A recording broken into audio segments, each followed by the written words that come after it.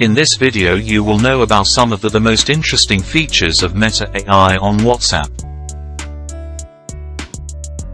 Meta AI on WhatsApp was first introduced at the Meta Connect 2023 event in the United States. Meta AI on WhatsApp can answer questions, generate creative ideas, assist in brainstorming, create beautiful images from prompts, and provide information on large number of topics that you ask.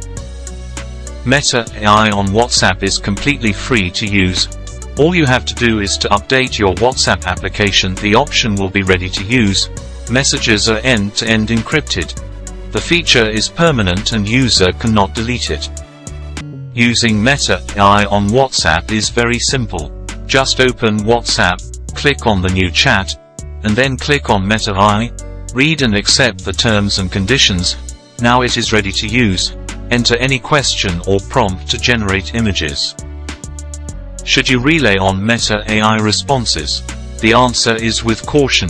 The responses can be short and only informative in nature. You should always cross-check the answer, especially for healthcare-related matters.